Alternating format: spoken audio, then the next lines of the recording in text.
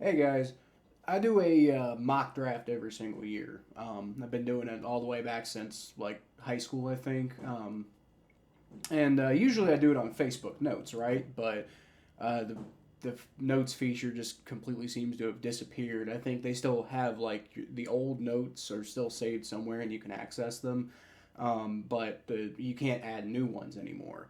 And not to mention, I've kind of been transitioning away from writing lately and doing more like, video, audio content. Some of you have watched my Battle of Valhalla podcast.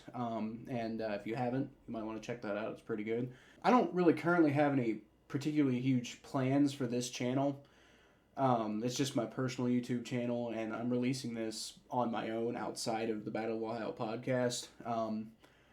Although, I mean, if you guys like this content, maybe I can do a little bit more content on my own going forward.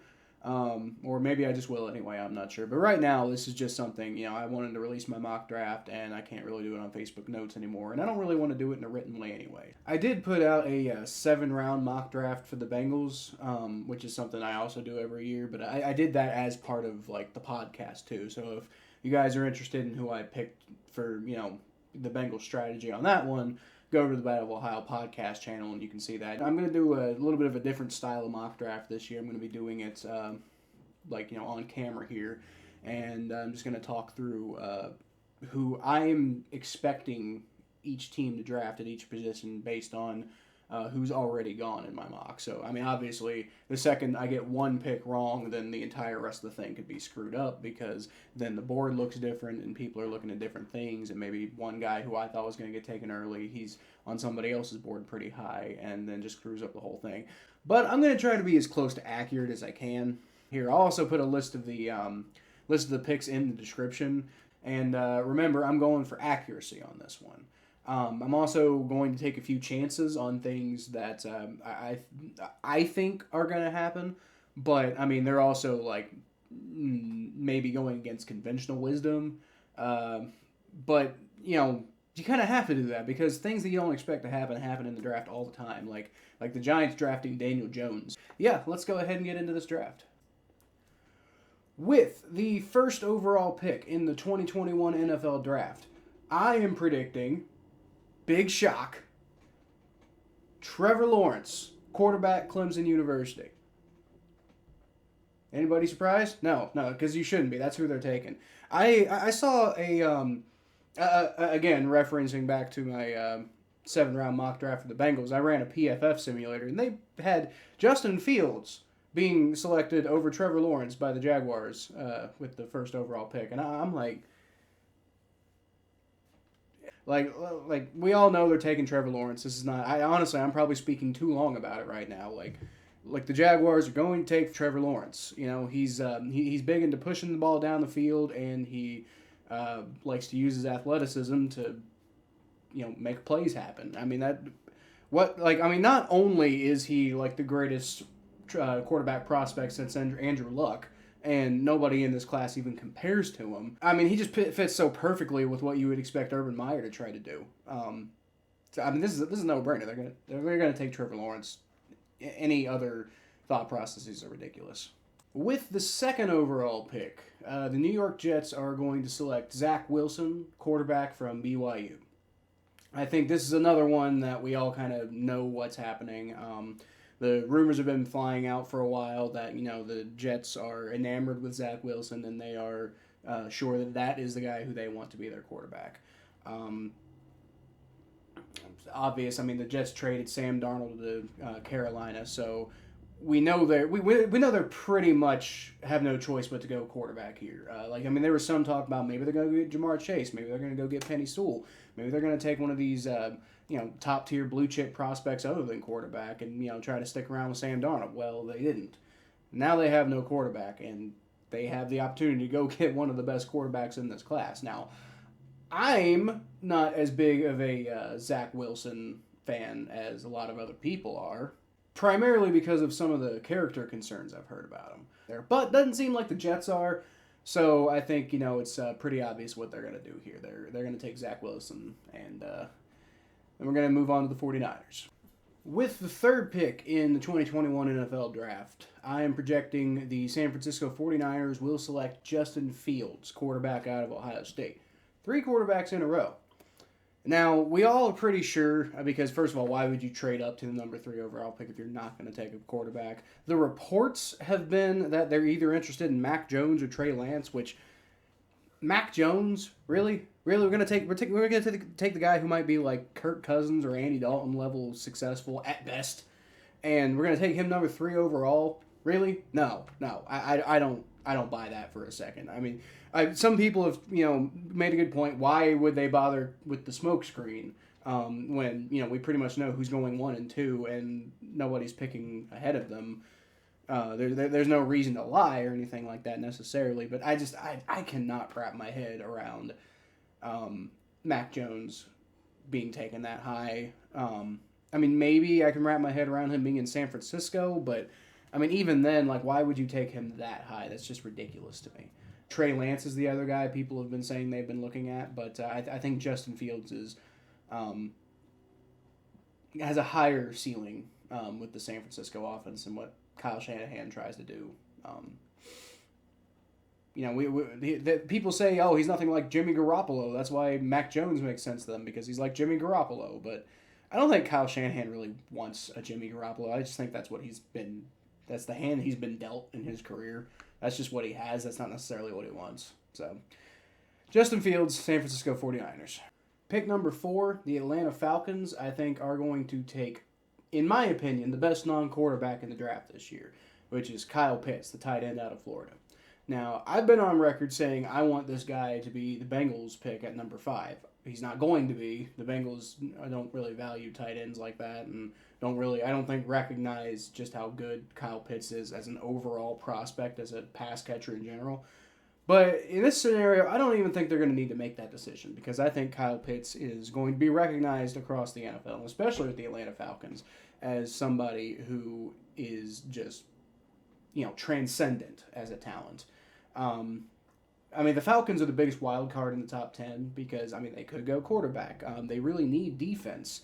There's a lot of different things going on there, but I think, especially with the rumors that Julio Jones is on the trading block, I think the Falcons are going to go for a pass catcher because there's a lot of elite talent there at that pick. That could mean that they're going for Jamar Chase, which would not be ideal for Bengals fans, because Bengals fans are wanting Jamar Chase, or the Bengals themselves are wanting Jamar Chase.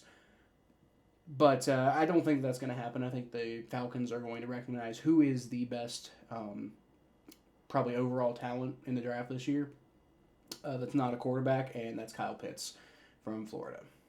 With the 5th overall pick in the 2021 NFL Draft, the Cincinnati Bengals, my Cincinnati Bengals, select Jamar Chase, wide receiver from LSU. Penei Sewell still on the board. A lot of Bengals fans are going to listen to this and going to be like, oh, you're going to take Penei Sewell. If there's anybody other than Penei Sewell blocking for Joe Burrow, then he's going to be sacked, and then they're not going to get any passes to Jamar Chase, and that's just not true, guys. Like, Penei Sewell is not the only human being on the planet qualified to block for Joe Burrow. That's just not how the draft works. That's not how football works. I know Penei Sewell's really good. He's, by far and away probably the best offensive line talent in this year's draft. There's some arguments out there for Rashawn Slater. I don't buy into those. I do think Penei Sewell is the best talent. There's a lot of guys who can block for Joe Burrow. I think you bring in somebody like Jamar Chase, and it's going to be back. It's going to be like AJ Green was on, back in his prime again. It's going to be like nobody's going to be able to stop this Bengals offense if Joe Burrow is feeling comfortable. Which again, you can address the offensive line. There's guys in the second round. I would love to see Tevin Jenkins at 38. I don't know if he falls, but if he does, now you can. If they pick Penei Sewell, I won't be upset. I don't think anybody's going to be upset if they pick Penei Sewell, except for like insane people. But I think it's going to be Jamar Chase. Whether you want to argue whether it should or shouldn't be, it doesn't matter. I think it's going to be Jamar Chase unless, for whatever reason, the Falcons take him.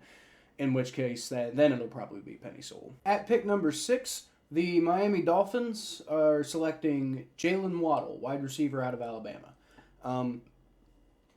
If the Dolphins are serious about trying to be competitive with Tua Tagovailoa, who they seem committed to for now, they're going to need to make a huge upgrade to the receiving core. You know, all these all these drops, mainly the drops, just got to stop happening. You got to have more talent there in the wide receiving core, and you got to have guys who, you know, are familiar with and trust Tagovailoa.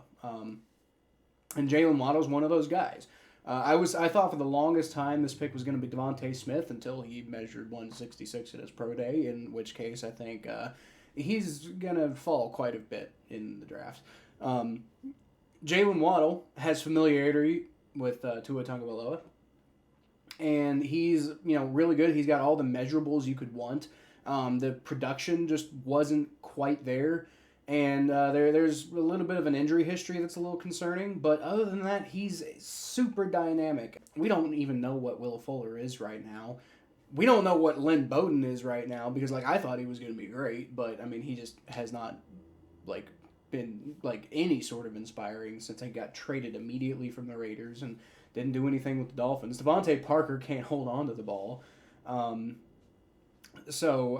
I think a guy like Jaylen Waddle is going to be, like, received really well in Miami, and I do think that he is going to be the pick at number 6. At pick number 7, we got a trade. I've never really done this in my mocks before, but I am doing trades this year.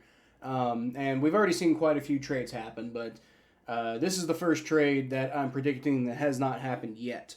And that's, I think, the Washington football team is going to trade all the way up to number 7 to go get their quarterback of the future. I think, you know, they can send their number 19 overall pick to Detroit, their number 51 overall pick in the second round, and then one of their 2 third-round picks, probably pick 74, to the Lions in exchange for the right to draft Trey Lance, the quarterback out of North Dakota State. Now, again, Trey Lance could already be gone. Trey Lance could in fact be drafted by the 49ers. That's what we've heard. And maybe that will, in fact, be the case, but I had them picking Justin Fields because I think Justin Fields fits better with them. And I think Trey Lance is going to be very well welcome in Washington. I actually think Trey Lance would make more sense in Washington than he would in San Francisco because I feel like Ron Rivera is just the right combination of, like, aggressive and innovative enough to make the decision to make a huge move like this for a guy like Lance. And he's got so much upside. It just hasn't quite been realized yet, and that's part of why I think I think that arm and that athleticism combination are what is going to entice the 49ers to go with Justin Fields, and as a result, Trey Lance is the last great quarterback left on the board for the Washington football team to go get at number 7. And now at the number 8 overall pick, you've got a bit of a dream scenario, I think, here for the Carolina Panthers. What they're going to be looking for is some sort of offensive line help, and wouldn't you know it, Penei Sewell's right there at number 8. The Carolina Panthers are going to see Penei Sewell sitting here at number 8, and they're going to just sprint up to the podium, man. They're just going to be like, oh my God, Penei Sewell's available, and they're going to lose their minds, and they're going to go pick up a guy who could potentially be a Hall of Fame left tackle. Or maybe even a right tackle. I don't know. But I mean, he could play him in at guard. You could play him anywhere. Penei Sewell is incredible. And he might not be the most polished offensive tackle in this draft class. Rashawn Slater is probably the guy who you're going to target for a guy who's got a lot of promise and has a really great resume on top of that. But I don't think his upside is nearly as high as Penei Sewell's. With the 9th pick in the 2021 NFL Draft, the Denver Broncos select Patrick Surtain II, cornerback out of Alabama. Now, ideally, I think the Broncos would like to trade up and or land one of the top quarterbacks in this year's draft, but in my scenario here, the Washington football team outbids them for the number 7 spot, and the Falcons decide to stay put and run with Kyle Pitts.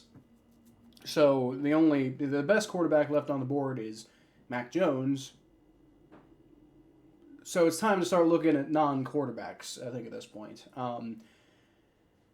Other than quarterback, the Broncos have plenty of other holes to fill, so I think that they're going to take the opportunity to do that rather than reaching for a middling quarterback prospect at this position in the draft. So you got Patrick Surtain II, who's expected to be just as good of a cornerback as his three-time Pro Bowl cornerback father. The guy's an all-around great boundary corner who can also play nickel if need be.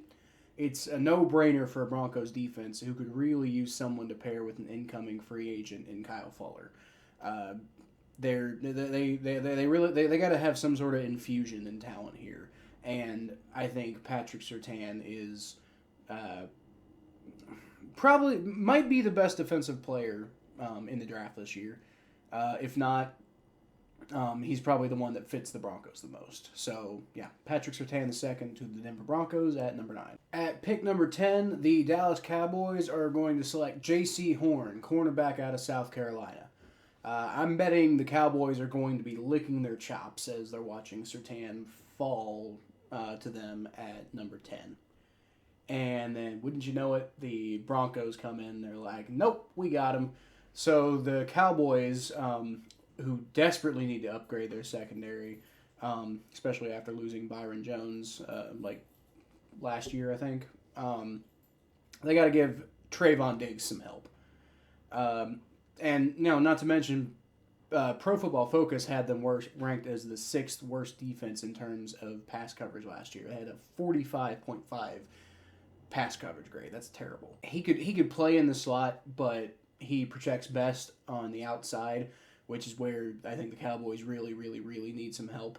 The only thing that I think makes the Broncos want to take Surtain over him is the fact that Jaycee Horn has kind of a problem with missing a lot of tackles.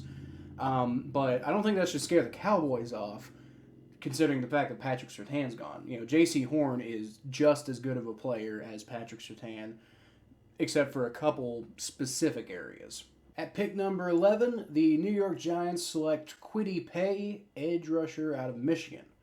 He doesn't really fit the Giants from a traditional defensive end perspective, but he did whittle his body down to 261 for his pro day, which could easily allow him to fit in to the Giants' 3-4 system as a standing up outside linebacker edge rusher.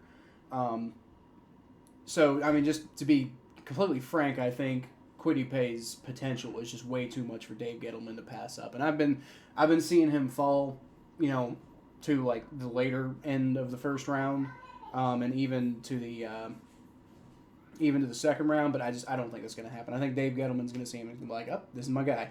With the 12th pick in the 2021 NFL Draft, the Philadelphia Eagles select DeVonta Smith, wide receiver from Alabama. I thought he was going to go to the Dolphins originally at the number 3 pick, and then they traded down and traded back up, and I figured he'd go at number 6 to the Dolphins, but then he weighed in at 166 at his pro day, and I was just like, whoa, something's amiss here. So, Jaylen Waddle made more sense to me at that point. He is a really, that weight terrifies me, and I wouldn't want him on the Bengals or anywhere in the AFC North because he'd get broken like a twig. I think he could be a good slot receiver, maybe even a good Z. I don't think he'd be a good X, but he could maybe be a good Z, definitely a good slot player for the Eagles. I keep hearing that Zach Ertz is going to get traded, so you got that. But him, Jalen Reagor and Jalen Hurts need some help to make that offense go. And I think DeVonta Smith would be somebody, if you use him the right way in the NFL, then you're going to get a lot of great production out of him, just like Alabama did. With the number 13 pick, the Los Angeles Chargers are going to take Rashawn Slater, the offensive tackle out of Northwestern. We already talked about him a little bit. He's got the resume, and he's got a lot of potential. I think he fits best as a right tackle at the NFL level. But either way, the Chargers need help all across the offensive line. They tried to address it a little bit last year with Trey Turner, and that didn't go out so well for them. So I think 13 is the perfect spot for Slater. He's absolutely a first-round talent. I just don't think he's one of the blue chips. You don't have to trade up and try to go get Penei Sewell. You don't have to trade down and a bunch of picks to go get somebody who's just not that one blue chip. Rashawn Slater's pretty close. I don't think there's a lot more room to grow with Rashawn Slater. I think I think what you're seeing now is pretty close to what you're going to get with him, which is pretty damn good. But if you're looking for a true, plug and play and, get consistency out of a guy kind of player, Rashawn Slater, especially with what's left on the board, Rashawn Slater's it. And that's what the Los Angeles Chargers really need. At pick 14, we've got our first guard coming off the board. That's going to be Alijah Vera-Tucker going to the Minnesota Vikings, the offensive guard out of USC. I think the Vikings would have loved to get Slater at this spot to replace Riley Reif, but he's not here anymore. He just got taken the last pick, and Vera-Tucker would be just as much of an upgrade as anyone on the Vikings offensive line that was absolutely abysmal at pass blocking last year. You could swing Ezra Cleveland out to fill one of those tackle spots. If you don't get Rashawn Slater falling to you, go get Alijah Vera-Tucker, put him on the interior, swing Ezra Cleveland out because he's got that potential. So then you got both tackle spots filled, and then you've got if you did that without taking Alijah Vera-Tucker, then you got nobody on the inside. At least this way you have somebody on the inside. Then you can give Kirk Cousins maybe a little bit more room to work with because he's a good quarterback, but he's not a great quarterback. So you got to help him out a little bit. At pick number 15, I am going to project another trade. Originally, this was New England's pick, but I don't think that the board really falls in a way that New England's going to think, oh, we're going to get great value with this pick. I think they're potentially going to try to trade down here. I think the Indianapolis Colts are going to trade up. And I don't think it's going to take much to do it, right? Because they're trading the number 21 pick, so that's only like 6 picks trade. It's only like a 6 pick difference, and it's not like you're trading into the top 10, so it's not going to be like something you're going to need a lot of like a big package to get into. I think they send an extra 5th round pick to New England, and New England takes it because they're like, you know what? There's plenty of guys we like, but nobody we love at this spot. So sure, we'll take your extra 5th round pick, and you go get your guy. And I think the Indianapolis Colts are going to take Christian Darrisaw, offensive tackle out of Virginia Tech. Now the reason why I think they're going to trade up for him is because I think that they are in love with this guy. I think Christian Darrisaw is probably like their best case scenario for going and getting an offensive tackle. Which you could make the argument that the Colts don't have like desperate need for offensive line, but man, if they go get somebody like Christian Darrisaw, then you've got Ryan Kelly, you got Quentin Nelson, you got now Christian Darrisaw, all on the same offensive line, and you're going to give, at that point, I think Carson Wentz his best chance to succeed. And Carson Wentz is going to need, I think, just because of those confidence issues, Carson Wentz is going to need some help to get back into the form that he used to be in. And I think going and getting a great offensive tackle like Christian Darrisaw, who, by the way, has reportedly made good friends with the Colts East Coast scout and has talked up saying, like, oh, hey, I want to be in Indianapolis. That sounds like a great place to be. It just seems like all the cards are on the table there for the Colts to want to go get Christian Darrisaw. I think they might have to trade up to get him, though, especially here where he's the best offensive tackle left on the board. I think the Patriots are going to be the ones that are going to be looking to trade down, and I think the Colts are going to go back up and get their offensive tackle of the future with Christian Darrisaw. With the number 16 pick in the 2021 NFL Draft, the Arizona Cardinals are taking Caleb Farley, cornerback out of Virginia Tech. Oh, how the mighty have fallen, because Caleb Farley was once expected to be one of those blue-chip prospects in this year's draft, a bona fide top 10, maybe even a top 5 pick. Unfortunately, you don't really know what you're walking into anymore with a pretty concerning injury history. He's got the tape to really, be like, they just let Patrick Peterson go to the Vikings because of some issues that Peterson's been having lately, and just in terms of pure potential, Caleb Farley could absolutely reproduce every single thing that Patrick Peterson meant to your franchise. He could be just as good of a cornerback as Patrick Peterson. But if not, it's not like they haven't been used to having a transcendent talent at cornerback not producing for them, which again is why Peterson's no longer with the team after the last couple of years of things not working out so well. At number 17, the Las Vegas Raiders are going to select Zaven Collins, linebacker from Tulsa. You want to talk about a team that is difficult to project what they're going to do, throwing wild cards in there constantly all the time. It sounds like they're interested in Micah Parsons, which, with some of the character concerns that have come along with Micah Parsons, it wouldn't be terribly shocking to see the Raiders be like, oh man, that guy, who cares about those character concerns? We're going to go get that guy, and he's going to be a classic Raider. But, I think the Raiders are very much the type to throw curveballs and, also look at, athleticism and potential and, the ability to just do a lot of eye-popping things, which Micah Parsons can do, but I think Zaven Collins is really the linebacker in this draft class that, just from the way he aesthetically plays football is just fascinating to watch. And, just going linebacker pretty much seems like the thing that they're definitely going to do. After spending all that money in the linebacker position last year on Corey Littleton and Nick Kwiatkowski, and then it didn't even really fix their issues.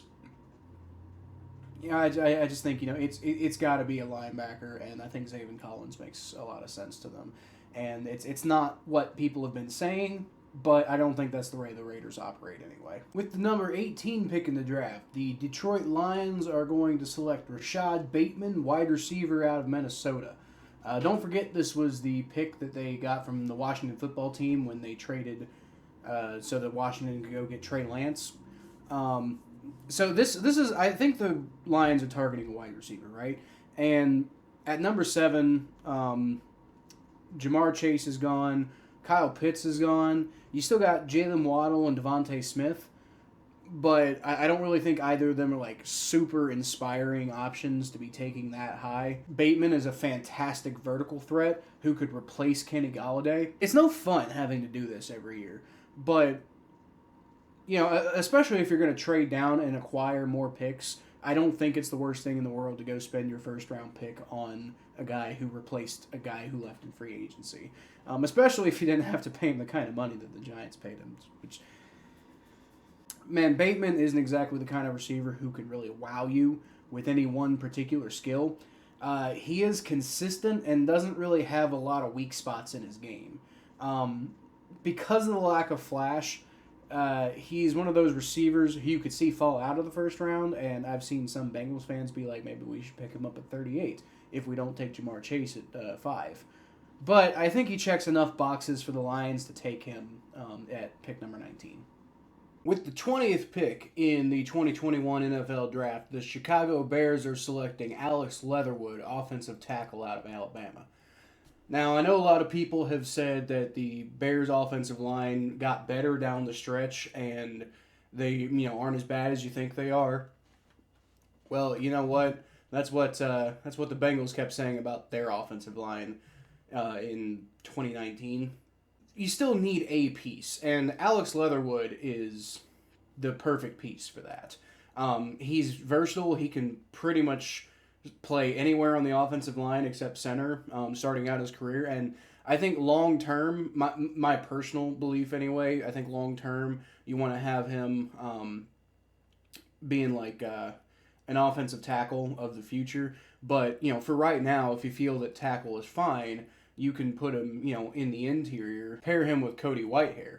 So ultimately, I think the Bears can pretty easily fix their offensive line woes, and maybe you got a chance with Andy Dalton starting at that point. I mean, I know it's a stretch, but the Bengals were, on pace to do something interesting in 2015 with Andy Dalton before he got hurt, and then the whole A.J. McCarron thing, and then he was pretty good, and then suddenly it wasn't so good. But the point is, I think the Bears have more potential to compete with Andy Dalton, but first they got to get everything set. It seems like they got a pretty good defense, but that offensive line, man, just I think one really good piece put in there, and then this team could be a lot more competitive than people think. With the 21st pick, the New England Patriots, who received this pick from the Indianapolis Colts, who traded up earlier for Christian Darrisaw, are selecting Jeremiah Owusu-Koramoah, linebacker from Notre Dame. There are some, Brett Coleman in particular had a really good video about this, who believe that Jeremiah Owusu-Koramoah is the best linebacker prospect in the 2021 NFL Draft. Personally, I think he's fantastic. I'd love him on the Bengals if we didn't have so many other holes to fill. Well, that and the idea of taking a linebacker at 5 is kind of insane right now. But I think Owusu-Koramoah, he's the kind of guy who can wear so many different hats. I've seen him compared to Lavonte David just because of his... He's a bit undersized, but he completely makes up for it with his explosion and his effort in plays, with his ability to cover passes and play that will role to perfection. So I really like him going here to the New England Patriots and hopefully helping shore up that defense, which was definitely part of the problem in 2020. With the 22nd pick, the Tennessee Titans, I have them taking Greg Newsome, the second cornerback from Northwestern. I think this is an interesting one because I could totally see the Tennessee Titans trying to go for a wide receiver, and I could see them being one of those teams that tries to make an effort to trade up, go get a wide receiver.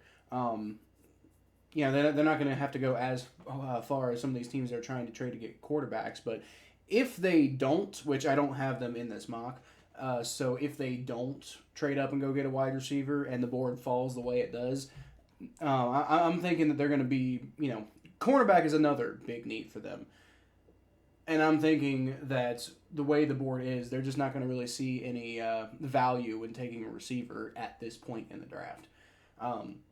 So I think, Greg Newsome, the second, you're taking a little bit of a risk on his injury concerns, but that's what you're going to get with, pretty much anybody at this point in the draft. If you're going for a guy who could be a big star, there's always going to be some sort of red flag that kept him away from being like a top 5, top 10 pick. And that's pretty much what it is for Greg Newsome. It's just, injury concerns. But I think his talent and development in college is too much to fall out of the first round completely. And I think Mike Vrabel is going to see it that way too. Just because of Newsome's scheme versatility, and especially while they're trying to find a more consistent role for Christian Fulton. At 23, I have the New York Jets taking Azeez Ojulari, edge rusher out of Georgia. Jets fans are always talking about it, especially this offseason, because I think they know that they want to target an edge rusher late in the first round. Hearing a lot of people talking about the fact that they have not found a great pass rusher, like a true replacement for John Abraham, who, by the way, left for Atlanta in 2006, which was like 15 years ago. Ojulari, for his part, is another one of those edge rushers from this class who scores high on like the athleticism, motor, effort, body control, all that good stuff. But he lacks some of the key features that prevent him from being this year's Myles Garrett, Davion Clowney. That said, if Salah can use and develop him properly at the NFL level, the Jets might finally find their John Abraham replacement after 15 years of searching. So I think it's going to be pretty impossible for them to pass that up. The Pittsburgh Steelers are up at 24. What are they going to do? Oh boy, they need offensive line badly. Oh, they need a lot of stuff. But you know what they're going to do? With the 24th overall pick, the Pittsburgh Steelers are going to select Najee Harris, running back out of Alabama. Why? Because the Steelers are an arrogant franchise who don't know when they're headed for disaster. And I cannot think of more proof of that concept than the fact that the Steelers seemed genuinely believe that bringing the draft's best running back is going to return them to being a Super Bowl contender right away. They think, oh, well, we've got Ben Roethlisberger, and, he's a Hall of Fame quarterback, so, let's go and, bring it back for one last run, and we see how that worked out for Drew Brees and the Saints, right? In their defense, Harris is going to continue the Steelers' tradition of fielding stud running backs who can either bowl you over or dance around an overcommitted tackler. But there's so many other things that they need. If the Steelers' offensive line wasn't in such shambles, this would probably be a pretty good pick. Unfortunately for them, I don't quite see how they're actually going to get the most out of a talented running back like Harris, or, maybe Travis Etienne if Harris is already gone, if they don't actually build the infrastructure around him. But you know what? That's fine. I don't like the Steelers. But moving on, not that I don't think Harris isn't going to be great. I just don't think it's the right move for the Steelers at this time. But I'm not going to spend too long on that. So moving on, the Jacksonville Jaguars at number 25 will select Trayvon Moehrig, and I hope I'm pronouncing that name right. Safety out of TCU. Now, Trayvon is likely the only safety in this draft class worth actually taking in the first round. The Jaguars do seem to like the safeties they have on their team, but their passing defense was absolutely abysmal last year. And this could be their only opportunity to upgrade the safety position, like significantly in this class. Even if they do like the safeties they have on their team, another top-tier guy available on game day would really help solidify the secondary and could make a huge difference in the defense's ability to make stops. Nobody looked better in the secondary in 2020 in college football than Trayvon Moehrig did. So, the Jags really can't really go wrong with this pick. They already got their quarterback, and then there's going to be lots of other picks for them. So I really think they're going to go for somebody who can help tamper down that passing defense. With the 26th pick, the Cleveland Browns are taking Jaylen Phillips, edge rusher out of Miami. So if there was a real blue chip prospect at edge rusher in this year's draft, I think Jaylen Phillips would have been it. Unfortunately, we all know the story. He once had to medically retire due to concussion concerns at UCLA, so that's not great. But he worked his way back onto the football field at Miami and turned in another really great campaign. Seriously, if it was not for the absolutely terrifying medical history, this guy would have probably been this year's Myles Garrett or Jadeveon Clowney. Oh yeah, both of those guys are already on the Browns. And Jadeveon Clowney's a recent addition, but still, can you imagine Myles Garrett, Jadeveon Clowney, Jaylen Phillips, all producing at, the level they're expected to produce at, all on the same team, all coming at your quarterback? As a Bengals fan who just watched Joe Burrow get pounded into oblivion last year, that terrifies me. And because it terrifies me, I think it's, I think the Browns are probably going to go for an edge rusher, and that's probably the best edge rusher for them to go for. So, please, Browns, please leave my quarterback alone.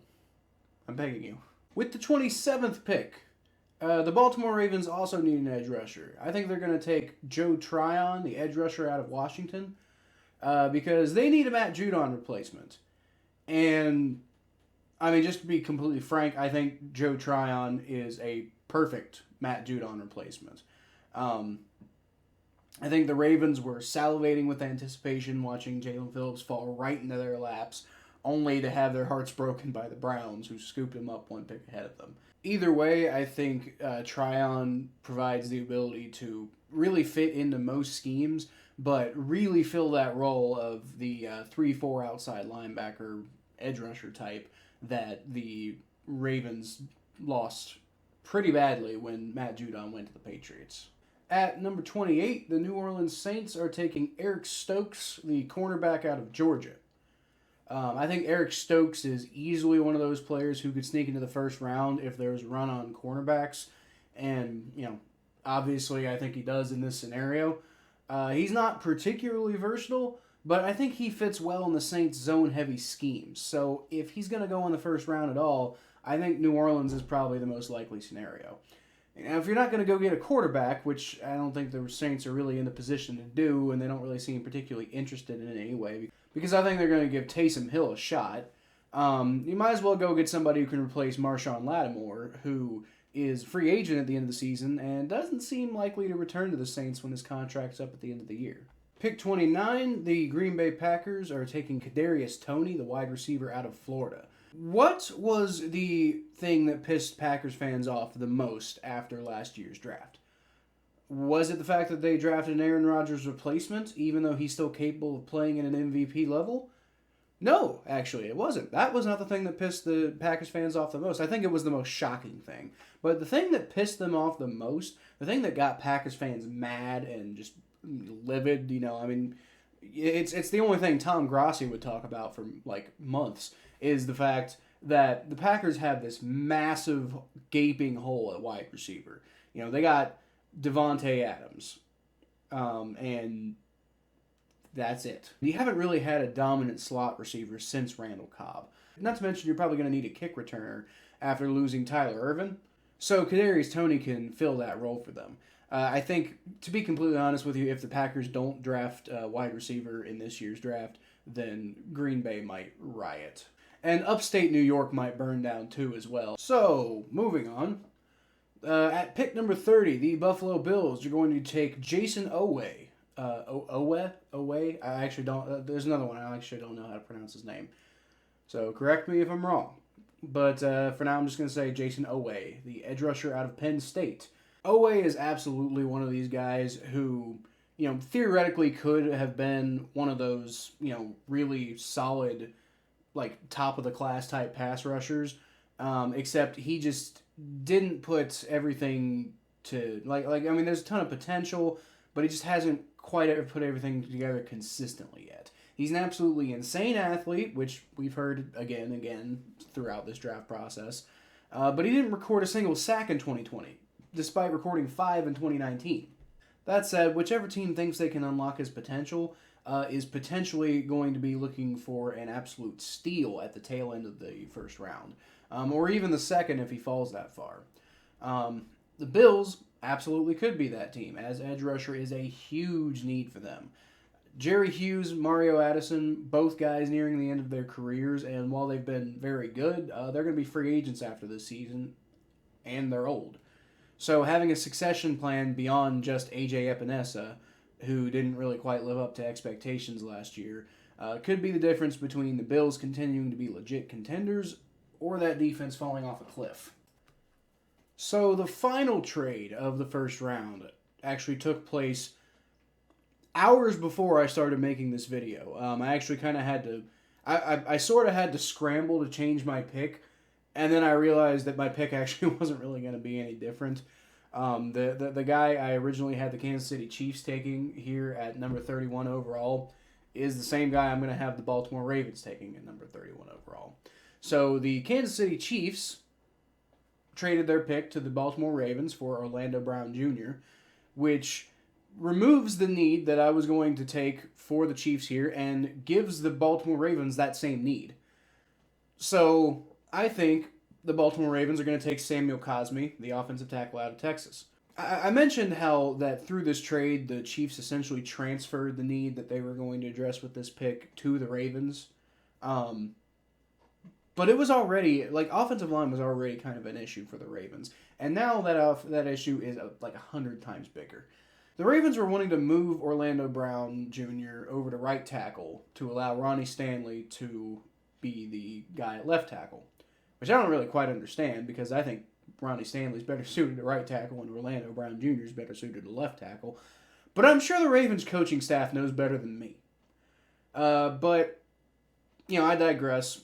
Samuel Cosmi, I think, would be an ideal replacement for Brown because his natural position is right tackle. Now, he wouldn't be an ideal replacement for who Orlando Brown Jr. really is, but he would be an ideal replacement for what the Ravens were trying to get out of him. Samuel Cosmi is a great right tackle, so if you're going to put Ronnie Stanley at left tackle, then, take Samuel Cosmi and you can stick him at right tackle. Finally, with the 32nd pick, the Tampa Bay Buccaneers are taking Christian Barmore, defensive tackle out of Alabama. So what do you give a team that seems like they have everything? I mean, we all know, we've been hearing it. The Buccaneers are the first team since 1977 to return all 22 starters after winning the Super Bowl. So it kind of seems like, why mess with success? But they do have this pick, and there's really only a couple of directions they could realistically go with it. Maybe if Alijah Vera-Tucker falls, you could maybe see him going here because right guard is probably about the only position I think the Bucs really could need on the entire offense. On defense, you really don't need a lot of upgrades, but their starters are aging rapidly at that particular position. And Ndamukong Suh and William Golston will both be over 30 when the season starts, and both are going to be free agents at the end of the year. So the way the Bucs are currently set up, making a bit of a luxury pick is totally within the realm of possibility and would totally make sense. So that's it for the first round. Best players remaining at this point on the board, based on the way everything kind of fell for me. You got Mac Jones, quarterback out of Alabama, who everybody seems convinced is going to go in the first round. I don't see it. I don't think he's going to be really good. Like, I think at best he's going to be like, an Andy Dalton or a Kirk Cousins. And that's not worth a first-round pick for me. But maybe I'm wrong. Maybe somebody sees it. Maybe somebody's willing to take the flyer on him and, willing to take that chance just so they can go get a guy. You need a guy so badly at quarterback. Tevin Jenkins is still on the board. That's a guy I think could go in the first round. But if he doesn't, and he falls to 38 to the Bengals, I will be ecstatic. I'll be so happy to see that. And according to this board, that is what happens. Or at least he falls to the second round. But then again, I've been seeing him potentially mocked to like the Philadelphia Eagles, one pick before the Bengals. So, we'll see exactly what happens there. Elijah Moore, he's another wide receiver who I was actually considering maybe I'd have him go to one of those wide receiver needy teams late in the draft. But that's not what happened. So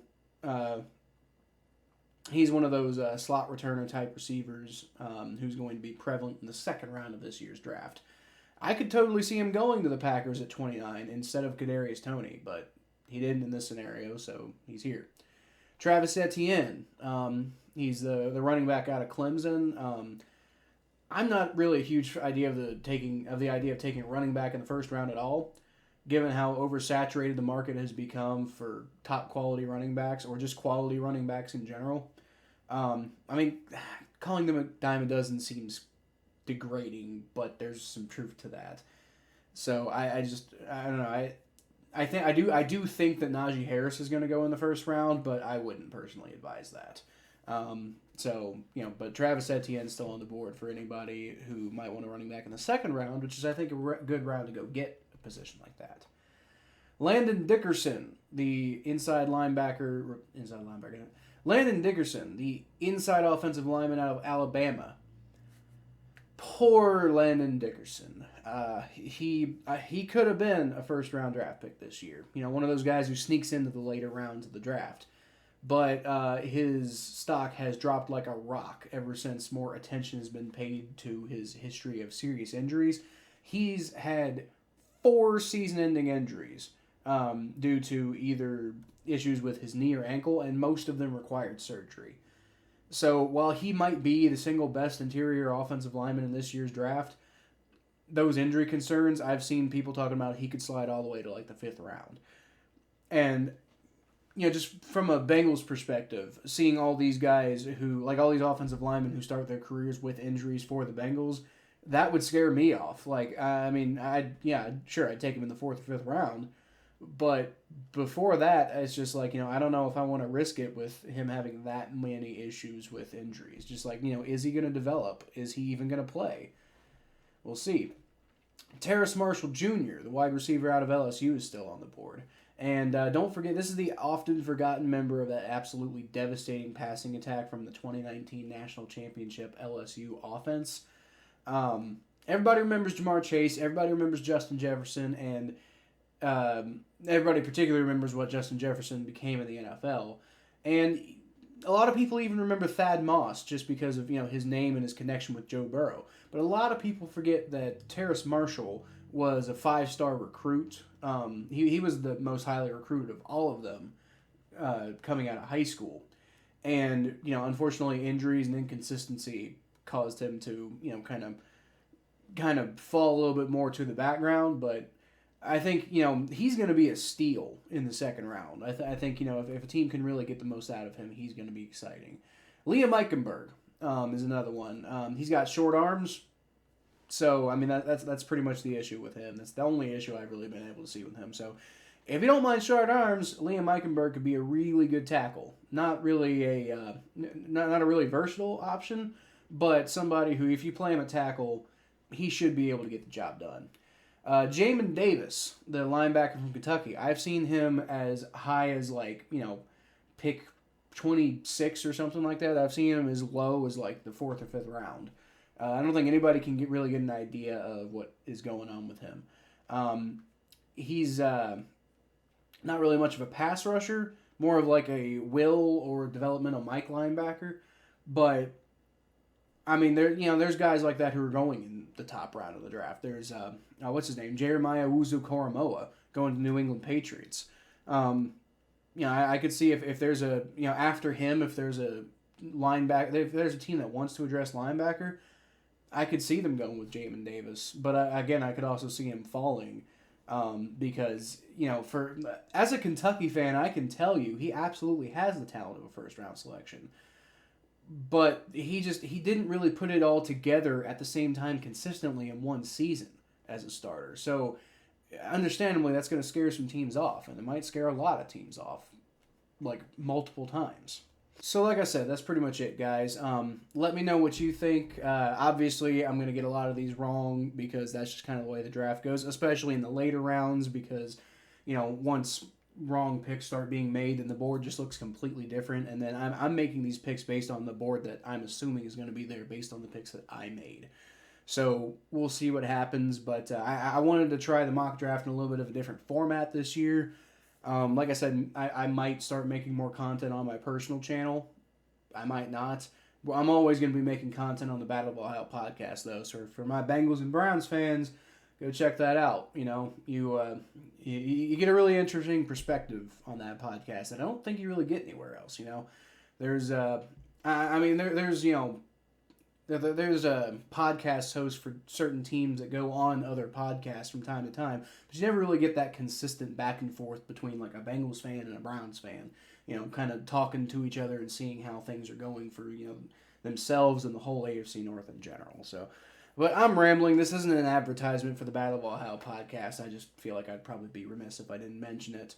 But thanks for listening, everybody. Let me know what you think. I'm always looking to improve. Oh, and also don't forget to follow me. Give me a follow at KylePhelps92 on Twitter and Facebook.com/ThePhelps. Probably be easier to follow me on Twitter than Facebook. But I also post a lot of things on Facebook, so you might want to give that a shot too. Either way, go follow me there. Give my podcast a listen. And yeah, thanks for listening, everybody. And if you made it this far, good on you.